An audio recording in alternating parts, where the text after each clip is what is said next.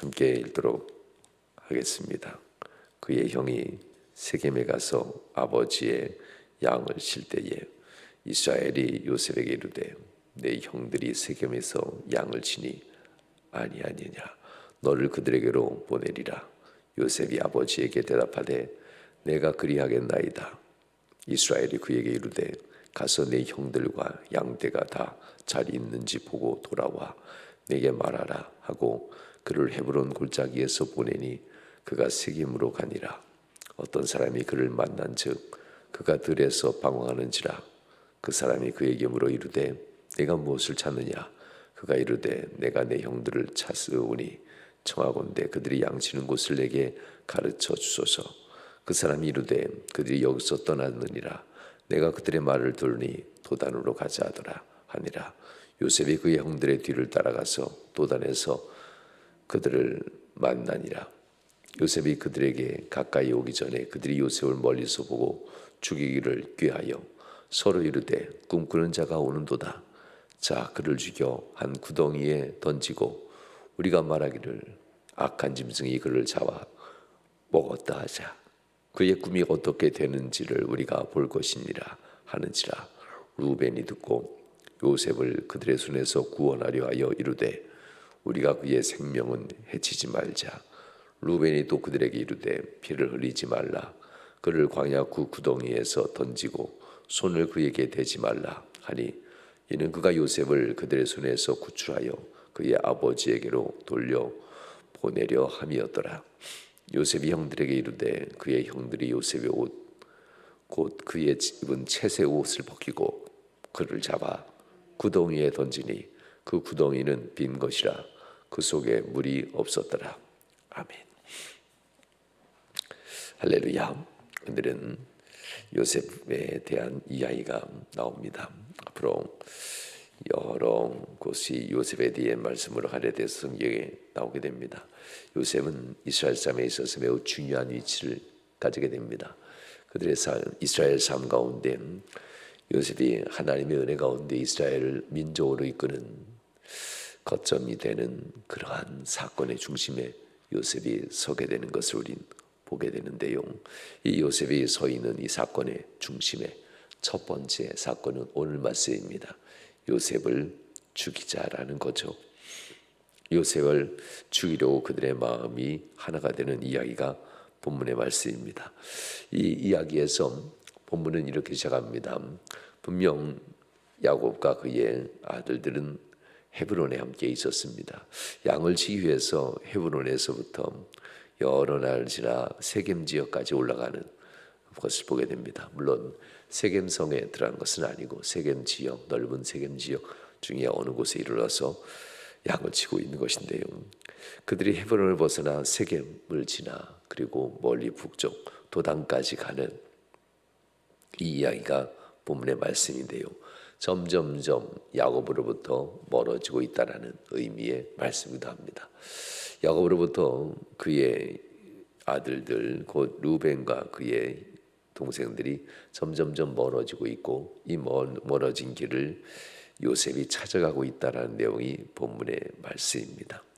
형들을 찾아가는 요셉들, 아버지로부터 점점점 멀어지고 있는 형들의 이 모습들, 이 속에서 이제 사건이 시작된다는 이야기가 본문의 말씀이기도 합니다.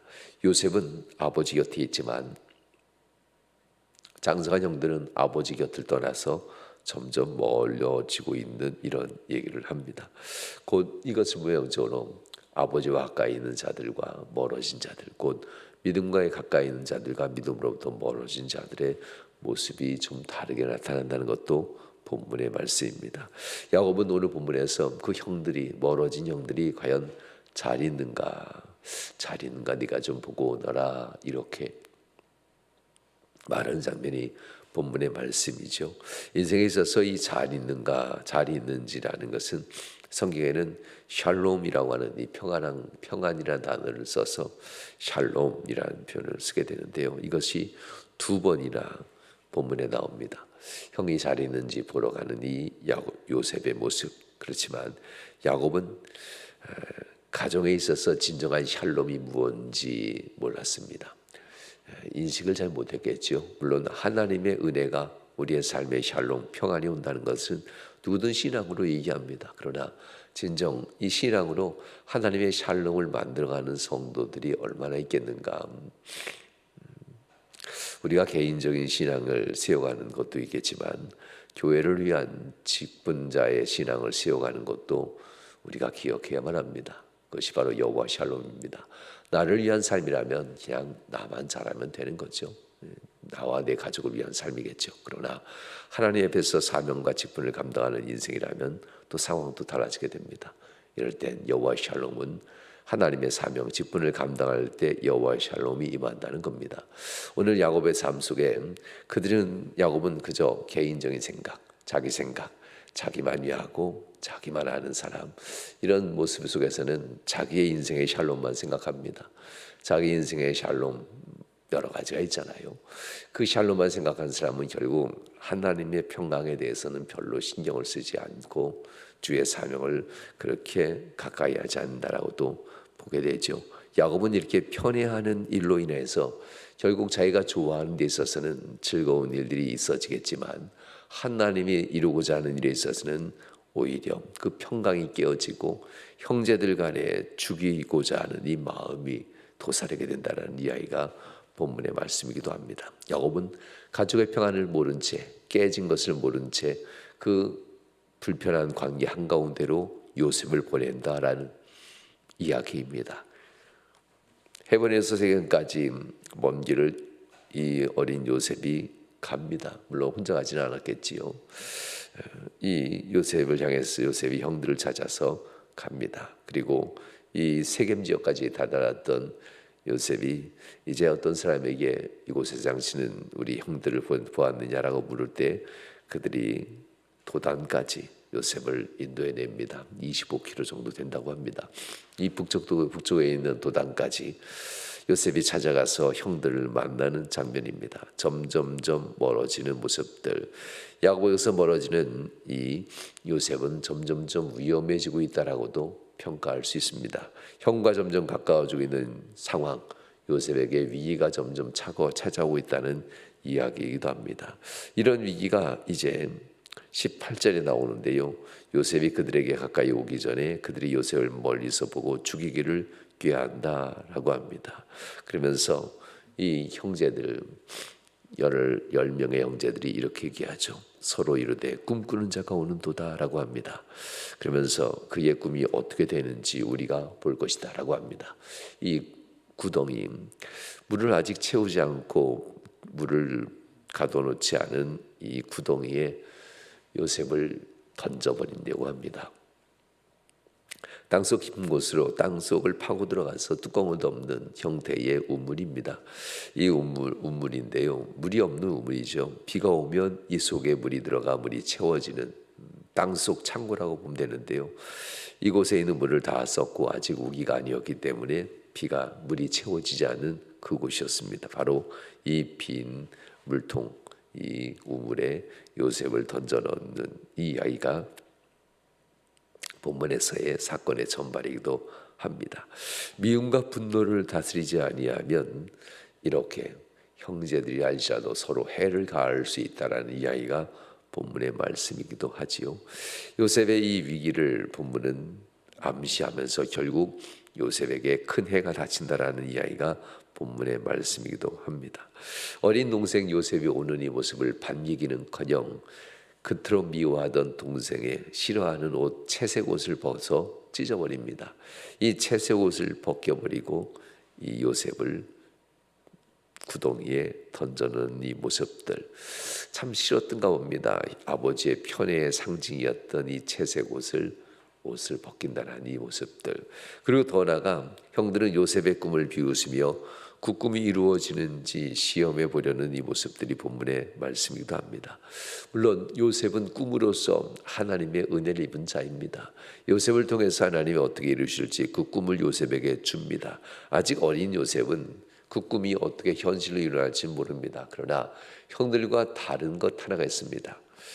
나는 이 꿈이 아직 어떤 꿈인지 이해할 수 없어서 형들에게 얘기하는 철없는 동생이었고 아버지에게 이 얘기를 하는 철없는 아들이었지만 그러나 하나님이 주셨다는 것만큼은 요셉은 흔들리지 않습니다. 이 꿈이라는 것이 때로는 이해할 수 없지만 어느 어떤 상황과 어떤 환경이 오면은 꿈이 이거였구나라는 것을 그제서야 깨닫는 경우가 있습니다. 그러나 사람이 생각하는 사람의 꿈이라면 잊어버려도 됩니다. 잃어버릴 수가 있겠죠. 고난과 고통 가운데 잊어버립니다. 그러나 하나님이 주는 꿈이라면 잊지 말아야만 합니다. 꿈은 곧 사명과 같아서 그 꿈을 잃어버리면 사명을 잃어버린 자가 됩니다. 그 꿈을 잃어버리면 인생 하나님 앞에서의 감당해야 될 직분을 잃어버린 자가 됩니다. 그러면서 내가 꿈이 있었지요 라고 얘기하겠죠. 이런 사람은 꿈을 이루지 못하는 사람, 감당할 수 없는 사람이겠죠.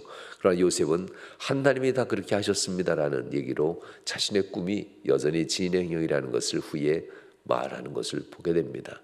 이렇게 요셉은 그저 어린 나이에 꿈을 꾸는 철부지 꿈쟁이가 아니라 그 꿈이 내게 어떤 의미고 어떻게 이루어지는 건 난 모르겠지만 하나님이 주셨습니다라는 이 신앙이 요셉에게 있었기 때문에 요셉은 그래서 귀한 사람이 된다는 겁니다. 그 꿈 때문에 결국 요셉은 아라비아 상인에게 팔려지고 처음에는 형들에게 배신당하고 구덩이에 던져지고 아라비아 상인에게 팔리고 노예 시장에서 노예로 팔리고 그리고 보디발 장군의 노예가 되기도 하고 고글하게 누명을 쓰고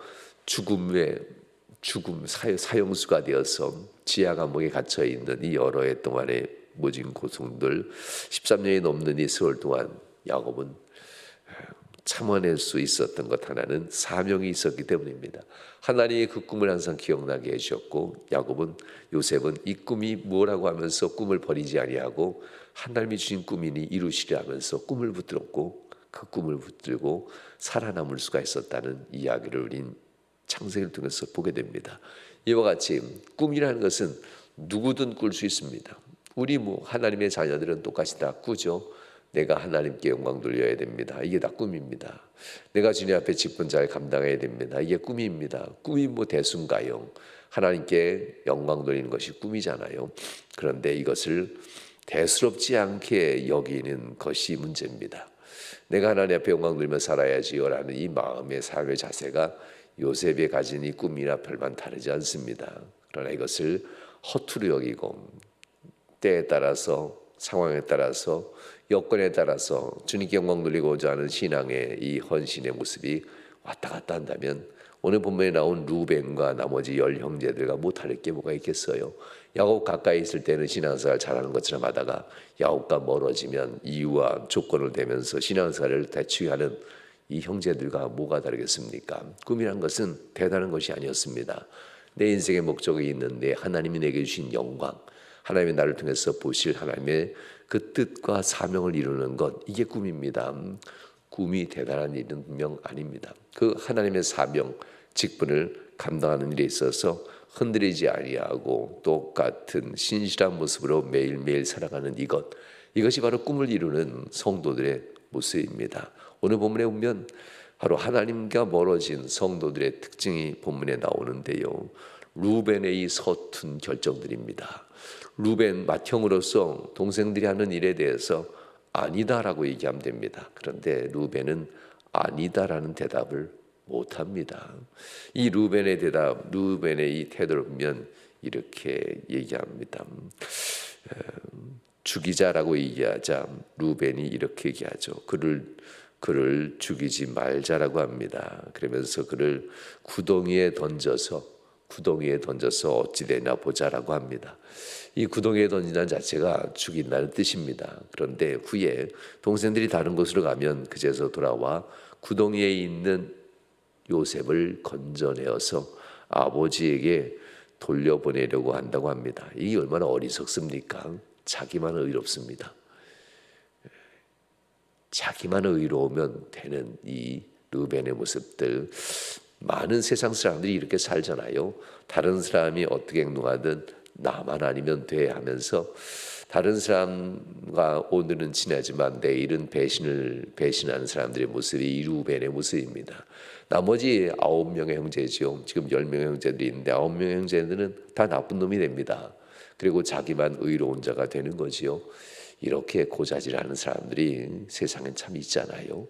루벤처럼 신앙생활하는 성도들이 있어서는 아니 됩니다.